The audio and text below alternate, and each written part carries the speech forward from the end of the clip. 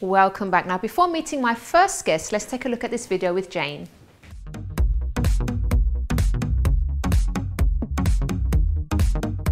We're going to show you today how you can partner up with someone and do assisted stretches. Stretches are so important, a really important component of your fitness. Everybody should stretch, whether you exercise or not, it's really good for you. So I'm going to show you 3 stretches.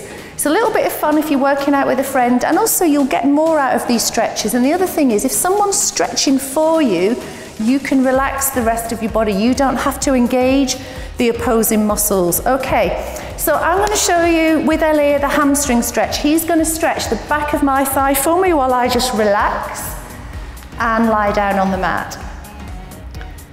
That's it. So I guess the important thing is communication, because I'm going to say to Hilary, go and push that a little bit further, keep going. And it's really important, obviously, that you go into these stretches carefully, because you could cause injury, couldn't you, Hilary, if you went in too hard. And I think, like you said, ask your partner, is that enough? Can you feel the stretch? If you can go a little bit more, then obviously you'd ask the person that as well. And the person needs to stay nice and relaxed as well, taking deep breaths throughout the exercise. Because the other option would be for me to be pulling here, and I'd be tensing up through the shoulders. So you can put me into a nice deep stretch while I just relax. That feels really nice, actually. So that's your first one. Brilliant, Hilary, thank you. Next one is the front of the thighs. Anyone who does spinning, cycling, running, you need to stretch out your quadriceps, front of the thigh. This is a really good one. Okay, so I'm just going to relax down on the mat. Yeah, and then I'm going to be putting slight pressure just through the tops of the laces of Jane's, and then you're going to be bringing the heels to the butt, like so. And then again, you're asking your partner if you can feel that stretch. If they can't feel the stretch, they can just push the hips down into the mat a little, and that should increase the stretch into the quads, so that should feel that. Yeah, I can feel that. You can go a bit deeper if you want. Push, push, push. Yeah, that's it. I can feel it now. And I'm just going to press the hips into the floor so I can feel that a bit more. And again, the only other option for me to get into this stretch would be for me to be holding here. So I'd be, again, tensing in the upper body, so that works really well. It's perfect, so then Jane can stay relaxed without introducing other muscle groups to help her pull the quads in. So we've got one more to show them, haven't we? This position is a down dog. You'll often see it in Pilates and yoga.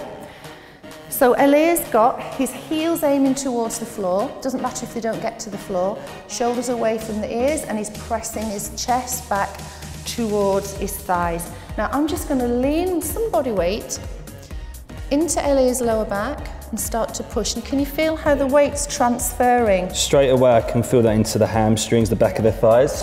It takes it deeper, doesn't it? And it feels nice in the lower back as well, doesn't it? And also, just because when you put a lot of tension through the shoulders on this kind of takes away from the shoulders and takes it into the hamstrings. Totally agree with that. It feels really nice. Try this, I recommend it. You will love it. We did it in class last week in Partners and everyone absolutely loved it. Excellent, okay, fabulous, thanks Hilary. So enjoy your stretching, enjoy your workouts, and we'll see you next time. See you soon.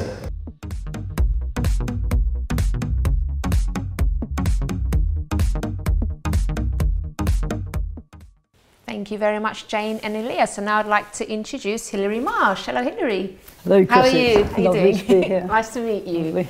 Now, first of all, before we talk about the alcohol part of the show, can you tell us a bit about your background? Certainly. I've had 2 careers really to date, one of the head and one of the heart. And what I really like about my new venture is that it's going to bring the 2 sides together. So on the sensible head side, I've done things like being director of a startup venture capital company. I've been managing partner of a business consultancy. I've managed large-scale corporate recovery projects, all very, very sensible. But then on the other side, the things that I absolutely love doing and I'm passionate about, I had a beautiful restaurant in Covent Garden called Café Baroque for 7 years. Wow. Before that, to get some experience, I ran a very famous jazz club in Soho, which was really good for experience. I have a lovely wine business. I've been in the wine business for about 20 years on and off. So that's where my passion is. I really enjoy doing things that help people to enjoy themselves and recharge their batteries. And what are you currently doing in your current business? The current business comes out of that because obviously I've been around alcohol quite a lot and also had to do responsible jobs in the morning, as do most of my friends, and I'm sure yours too and most people watching. And it's a bit of a problem if you get terrible hangovers. And also, the more I learnt about alcohol, I realised that it was doing me damage in the long run. So I researched and researched to understand everything that alcohol does, and also to see if there's anything you can do to protect yourself from some of the damage. Can you tell us about some of the dangers of too much alcohol consumption? Well, the thing because I hear some of it is quite a bit of wine is supposed to be good for your health.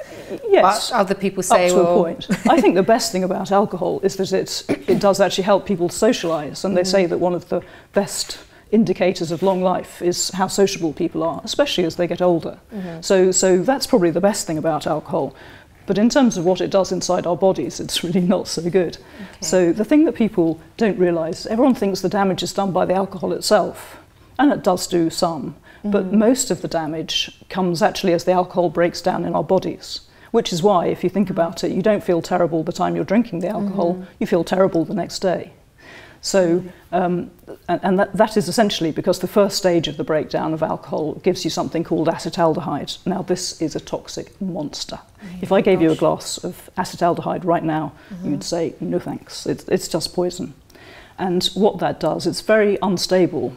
So essentially, it tries to stabilise itself by going around stealing what it needs to stabilise itself from your cells, which is great for it and very bad for you. So you've probably noticed that people who drink too much tend to look much older than they really are. Yeah. And we all know that raddled is not a good look, so we want to avoid that. But it's also doing lots of damage. You know, it leads to not just liver failure, but diabetes, raised cholesterol, reduced mental function.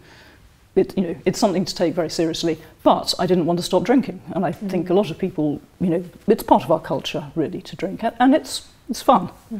So I researched it and worked out that really what we needed to do was find a way to load up the body with antioxidants to protect it from the acetaldehyde in the first place. Also give your body the nutrients it needs to keep getting rid of the acetaldehyde. If you like it, it's like making sure that the cavalry arrives in the middle of a battle. And then what also goes wrong is our bodies have this rather inappropriate response to the poisons in the body, and you've probably noticed, people start urinating. Yeah. So, when you're on a night out, everyone starts going to the loo rather a lot. It's not good. But that's the body trying to get rid of the poison it knows is in there. Yeah. Unfortunately, it's a very inefficient mechanism because it doesn't get rid of the acetaldehyde, but it does get rid of lots of very good things that we need, like vitamins, minerals, electrolytes, and so on.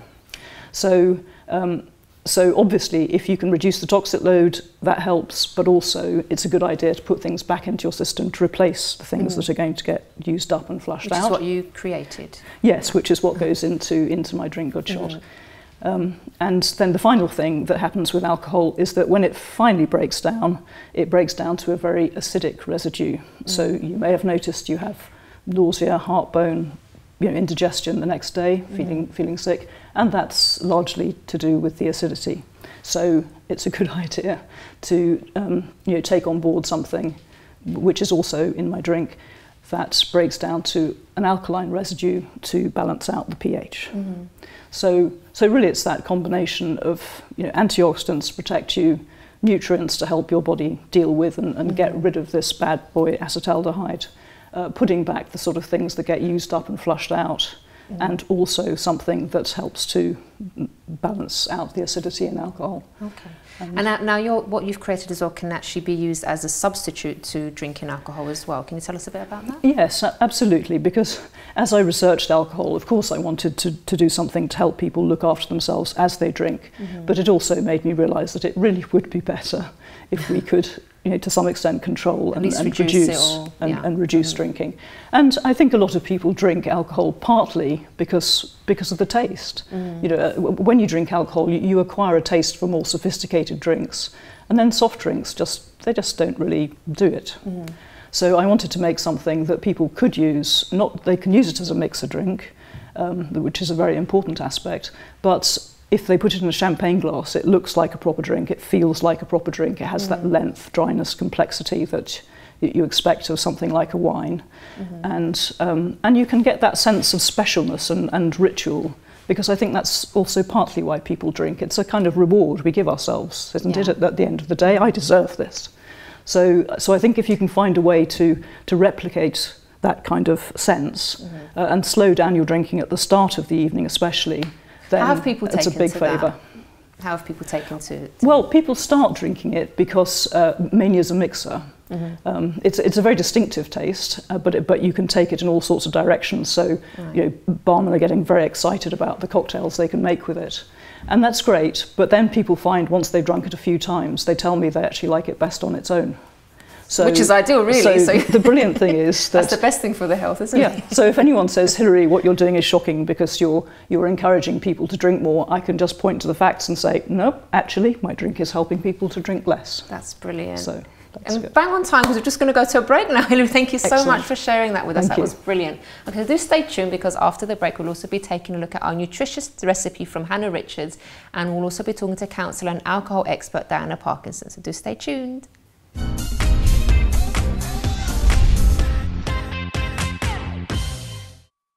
Don't forget to subscribe to the Chrissy B Show, always aiming to show you the happier side of life. You can find us on YouTube, Facebook and Twitter.